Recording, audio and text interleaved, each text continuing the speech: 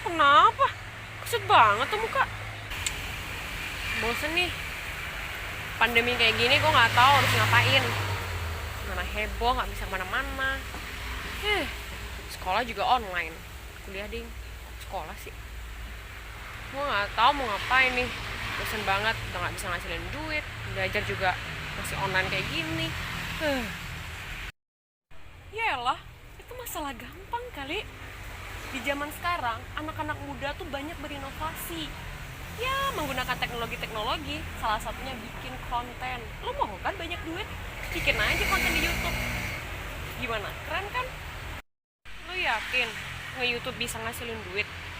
Lagi pula gue harus bikin konten apaan? Perasaan udah banyak kali ide-ide konten. Gue nge-stuck gak tau mau ngapain. Nah, sekarang lo suka apa? Gue sih suka nulis. Ya gue hobi banget di sastra sih. Puisi salah satunya. Terus gue bisa bikin apa ya kalau dari puisi itu? Lo ada ide nggak? Nah, sekarang lo suka apa? Lo suka sastra? Ya udah lo nulis. Lo suka puisi kan? Kalau gitu lo bagiin aja kepuitisan lo itu dalam bentuk konten. Atau lo bisa analisis tuh. Kan banyak anak-anak muda zaman sekarang yang nggak tahu apa itu puisi, apa itu sastra. Lo bisa bagiin tuh di situ. Selain lo bisa dapat effort dari duit itu sendiri, lo juga bisa ngebagiin ilmu lo. Belajar untuk berilmu, gengs. Mantap nggak tuh? Coba aja kali, siapa tahu juga bisa ngasilin cuan, ya nggak? Selain cuan, lo tapi juga harus mikir. Itu semua bukan tentang cuan lo ya, tapi itu juga tentang bagaimana kita membagikan ilmu ke orang lain. Intinya kita harus tetap berguna bagi orang lain. Gimana? Kalau lo butuh apa-apa, gue bantu deh. Aja lo ya mau bantuin gue kalau ada apa-apa. Sip. Coronavirus, karya M. Yusuf Kalla. Semua bermula dari Wuhan, menyebar kemana-mana tanpa pemberitahuan, melampaui batas negara dan jabatan, memapar segala bangsa tanpa ampun. Di Korea menyebar dari tempat peribadatan, melanda Qom, tempat suci Syiah di Iran. Di Italia merebak di kota mode Milan. Di negeri ini diawali di tempat hiburan. Hari-hari ini penuh dengan kekhawatiran, di mana doa terbaik sudah dipanjatkan. Bekerja, belajar, dan ibadah sudah dirumahkan. Menunggu nasib baik penuh harapan. Ya Tuhan, berilah kepada para ahli kemampuan untuk menemukan yang dicari, obat dan vaksin. Sebagaimana janjimu bahwa semua penyakit ada obatnya, agar kami dapat beribadah lagi di masjid dengan gembira. Kepada bangsa, bersatu dengan penuh semangat, semua dapat membantu sesuai kemampuan. Bagi yang ahli, membantu yang sakit. Bagi yang mampu, membantu yang rentan. Kepada para dokter dan perawat, terima kasih atas ketulusan dan atas upaya yang penuh resiko dan pengorbanan. Kepada para relawan, terima kasih atas pengabdian. Akhirnya kepada Allah jualah kami memohon.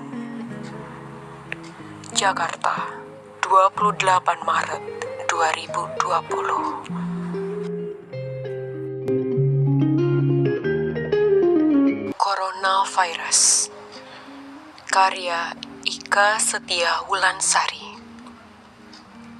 Hari ini dunia rapuh, tempat berteduh dikatakan kumuh. Bukan masjid, bukan gereja, bukan pura, bukan pula wihara. Akal kita diuji dengan ikhtiar, raga kita dirumahkan. Tidak dengan doa-doaku.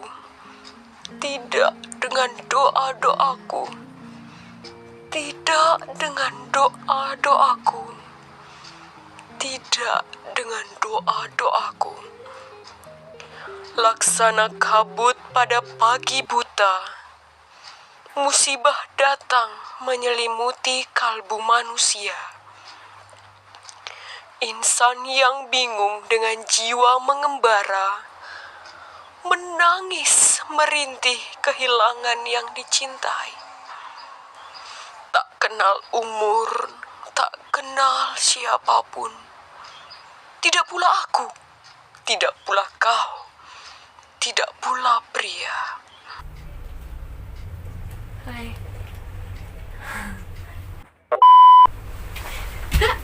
Ya, gini kan enak ya, cakep, siap konten. Yuk. Semuanya, selamat datang di channel YouTube saya. Ini kali pertamanya saya membuat konten di YouTube, jadi mohon dukungannya ya, dan mohon maaf apabila ada kesalahan-kesalahan kata. Kita akan belajar sama-sama. Dan kalau kalian ada pendapat apapun itu yang membangun dan untuk baik untuk aku maupun untuk kita semua, silahkan langsung komen di bawah ya. Cheers. Oke, yuk kita mulai sekarang. Sebelum saya melanjutkan, terlebih dahulu perkenalkan, nama saya Ursula Ajeng Silvata, biasa dipanggil Ajeng, dari program studi sastra Indonesia, Fakultas Ilmu Budaya Universitas Udayana semester 4. Saya juga berterima kasih kepada dosen pengampu mata kuliah Telaah Puisi Indonesia, Ibu Mas. Terima kasih atas kesempatan yang telah diberikan kepada saya, khususnya secara pribadi, karena saya akhirnya bisa membuat konten sendiri dengan isi konten yang bermanfaat untuk diri saya sendiri maupun orang lain. Semoga kedepannya saya juga jauh lebih baik dan lebih mengembangkan channel-channel YouTube saya ini dengan sebaik-baiknya, baik itu vlog saya maupun konten-konten saya selanjutnya. Terima kasih Ibu, salam sehat. Sebelum kita lanjut, kita akan mengenal terlebih dahulu apa itu karya sastra, apa itu puisi, dan apa itu unsur-unsur pembangunan puisi, dan alat-alat lainnya kita akan bahas sama-sama ya.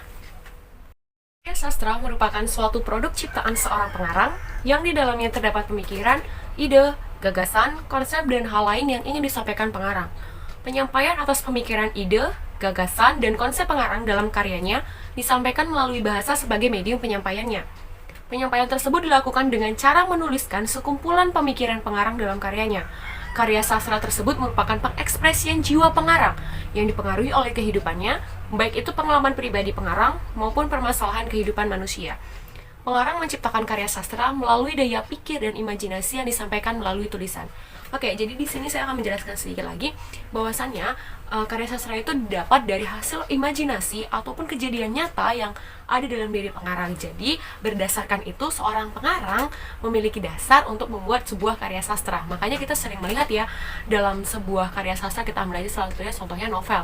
Dalam novel itu biasanya terdapat sebuah cerita, atau kita bisa lihat juga dalam beberapa karya sastra based on true story atau diambil dari kisah nyata. Nah, itu bisa jadi merupakan suatu pengalaman pribadi pengarang yang ia tuliskan, yang ia mau bagikan melalui media karya sastra itu sendiri, supaya orang lain mungkin bisa menjadi sesuatu normal mungkin untuk hal yang tidak boleh dilakukan, atau hanya sekedar ingin memberikan ini loh, kalau misalkan kita ini ada cerita, kita ini ingin orang lain tahu.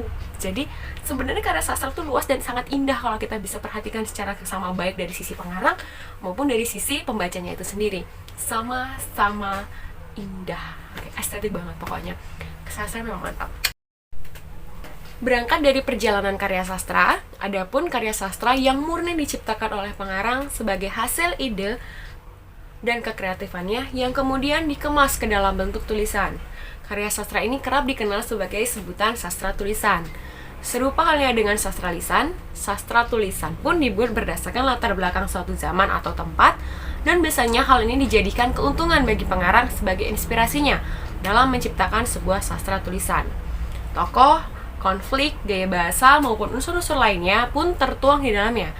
Berdasarkan identitasnya, sebagai sebuah karya sastra yang tertulis, sastra tulisan pun menjadi karya sastra yang tak lekang ditelan waktu. Hal ini terbukti dari banyaknya jejak-jejak sastra tulisan, baik di media internet maupun konvensional, yang tak akan hilang walaupun diciptakan dalam periode yang telah lama. Nah, kita bisa ambil nih, salah satunya adalah puisi. Kita ambil contohnya, salah satunya adalah Puisi Diponegoro karya Chairil Anwar. Siapa sih yang nggak tahu Chairil Anwar? Sang penyair legendaris Indonesia ini menciptakan banyak sekali puisi, dan salah satunya adalah Puisi Diponegoro. Puisi ini diambil dari buku kumpulan puisi Aku Ini Binatang Jalang, dan merupakan puisi yang terkenal sejak pertama kali terbit sekitar bulan Februari tahun 1943 hingga sekarang. Melihat hal ini, sastra tulisan diciptakan melalui sebuah proses dan tidak terjadi secara instan. Puisi Diponegoro diciptakan pada saat kericuhan negara Indonesia melawan penjajah yang mengharapkan sebuah kemerdekaan. Dalam hal ini, tokoh yang paling disoroti adalah Chairil Anwar. Ialah sosok Pangeran Diponegoro. Semangatnya yang berjiwa kepahlawanan itulah yang ingin kembali ia hidupkan oleh penyair legendaris Indonesia itu. Kita bisa lihat dari sini bahwasannya latar belakang sebuah sastra tulisan kiranya menjadi hal yang sangat penting bagi pengarang, pembaca maupun pengkaji. Latar belakang inilah yang menjadi titik tolak sastra tulisan tumbuh dan berkembang seiring berjalannya waktu. Sebuah keadaan kerap menuntut seorang untuk berpikir di tengah bergumulnya pemikiran tersebut. Tak jarang menghasilkan sebuah ide yang kemudian dituangkan dalam sebuah karya sastra. Hal inilah yang kemudian hendak dibahas lebih lanjut oleh penulis dalam artikelnya ini. Jadi kita akan bahas di video-video ini ya. COVID-19 masih melanda negara Indonesia. Sejak digaungkan pada tahun 2020 lalu, masyarakat Indonesia dibuat was-was dalam melakukan berbagai rutinitas kegiatan. Selain kesehatan, perekonomian pun turut menjadi hal yang terancam. Indonesia lumpuh, banyak korban jiwa berjatuhan, angka kriminal tinggi, dan proses pendidikan pun menjadi terhambat. Namun pada awal tahun 2022 ini, COVID-19 mulai menunjukkan angka penurunan pada pasien yang terpapar dan tak lagi menampakkan kewaspadaan yang tinggi. Saat ini masyarakat sudah dapat kembali beraktivitas, bidang-bidang krusial kehidupan sudah berusaha bangkit, dan angka kriminalitas pun kian menurun. Berkaca dari pengalaman panjang peristiwa COVID-19 ini, suka duka hidup di tengah kewaspadaan kerap dijadikan inspirasi oleh sebagian pengarang dalam menciptakan karya-karyanya. Puisi yang berjudul Coronavirus karya M. Yusuf Kalla dan Ika Sistiawilansari menjadi satu dari sekian banyak puisi yang dilatar belakangi oleh virus COVID-19 yang melanda negara Indonesia pada saat ini. Puisi-puisi ini menceritakan sesaat masa mengkhawatirkan perjalanan negara Indonesia dalam cekaman virus mematikan. Pengarang seolah-olah ingin menunjukkan ekspresi kesedihan dan kepilauannya terhadap situasi tersebut. Selain itu, pengarang juga turut memberikan harapannya kepada para pembaca secara khusus maupun masyarakat secara global agar keadaan negara Indonesia kian memulih hingga terbebas sepenuhnya dari virus mematikan ini.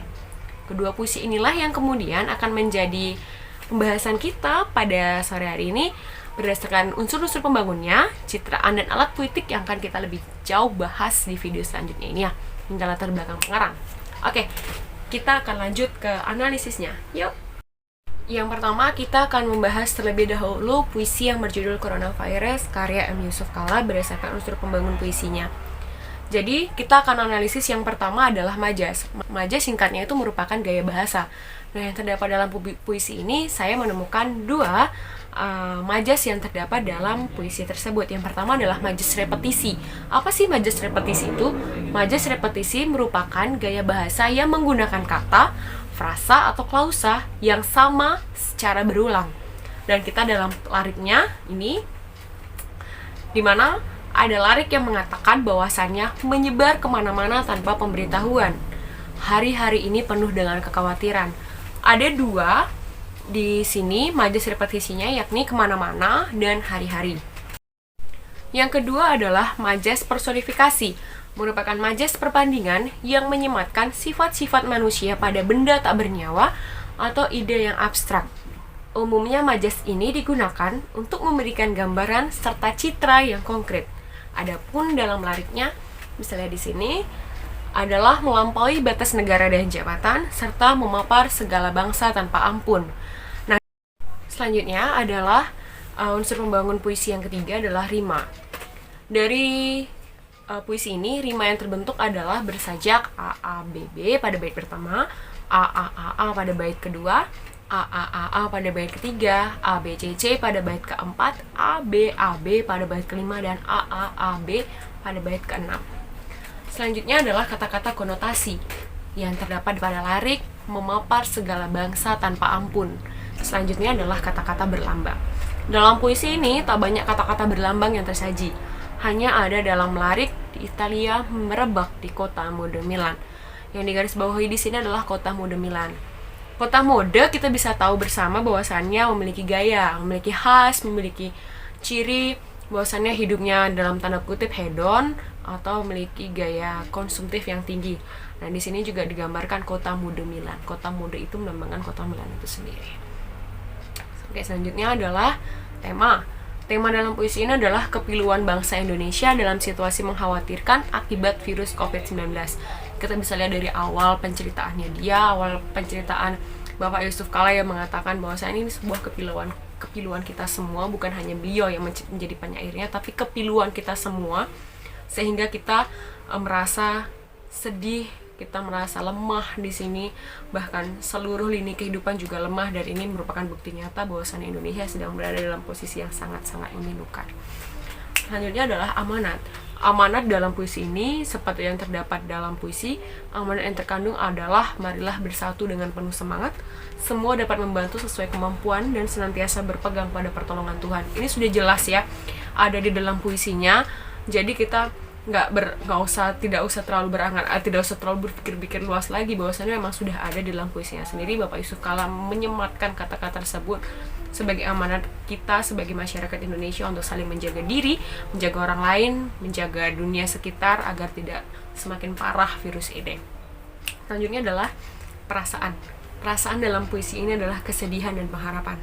Kesedihannya adalah ketika melihat bangsa Indonesia mengalami keterpurukan, mengalami kepiluan yang sangat luar biasa, tapi juga penuh harapan bahwasanya tadi Bapak Yusuf Kala sudah menyematkan dalam tulisannya di akhir puisinya, kita harus berharap terus kepada Tuhan bahwasanya ini pemberian Tuhan, tapi Tuhan juga yang bisa mengambil. Kita percaya itu aja. Oke, selanjutnya adalah citraan dan alat puitik. Dimana citraan ini saya menemukan dua citraan. Yang pertama adalah citraan lihatan dan citraan pendengaran. Nah, citraan lihatan kita bisa lihat dan citraan pendengaran juga kita bisa lihat bahwasannya citraan lihatan itu seakan-akan kita bisa melihat secara langsung nih menggunakan mata kita akan kejadian yang diceritakan oleh penyair. Sama halnya dengan pendengaran kita seakan-akan bisa mendengar menggunakan telinga kita dari apa yang disampaikan oleh penyair gitu. Jadi ada di sini seperti yang sudah kita ketahui bersama. Di sini ya. Oke. Selanjutnya adalah alat puitik. Alat puitik ini sendiri adalah alat-alat yang digunakan untuk memperindah puisi itu sendiri. Misalkan ada bunyi-bunyi yang misalkan belakangnya semua gitu, itu untuk memperindah puisi itu sendiri. Seperti halnya di sini saya juga memberi contoh alat-alat puitiknya, di mana penyair sendiri memberikan keindahan dengan bunyi-bunyinya, dengan alat-alatnya itu sendiri untuk memperindah puisi. Oke. Selanjutnya saya juga akan membahas mengenai siapa itu tokoh Yusuf Kala. Ini adalah part yang paling keren, karena siapa sih yang nggak tahu Pak Yusuf Kala, ya kan? Pak Yusuf Kala yang memiliki nama lengkap Dr. Andes Haji Muhammad Yusuf Kala, lahir pada tanggal 15 Mei 1942, adalah seorang wirausahawan asal Indonesia. Dalam kiprahnya berpolitik, ia bergabung bersama Partai Golongan Karya dan pernah menjabat sebagai Wakil Presiden Indonesia selama 2 periode pada masa jabatan secara tidak berturut-turut. Periode pertamanya, pria yang populer dengan nama akronim JK ini maju sebagai calon wakil presiden mendampingi Bapak Susilo Bambang Yudhoyono. Keduanya merupakan rekan dalam kabinet gotong royong. Mereka berhasil memenangkan pemilu presiden pada tahun 2004. Selanjutnya, pada pemilu presiden 2014 sebagai calon wakil presiden, ia resmi dicalonkan untuk menjadi pendamping Bapak Joko Widodo dalam deklarasi pasangan calon di Gedung Joang 45 Jakarta. Pasangan ini diusung oleh 5 partai politik yang tergabung dalam koalisi Indonesia Hebat. Dalam pengaruhnya terhadap Indonesia, JK menciptakan suatu karya berbentuk puisi. Ia mengangkat tema tentang COVID-19. Ia menceritakan kondisi negara Indonesia dalam menghadapi wabah COVID-19. Sebagai seorang pemimpin, JK turut merasakan kesedihan dan ketakutan yang dialami oleh rakyatnya. Oleh karena itu, beliau menciptakan karya puisi tersebut, sebab puisi dirasa sangat akrab di kalangan masyarakat dan dapat dinikmati oleh semua kalangan.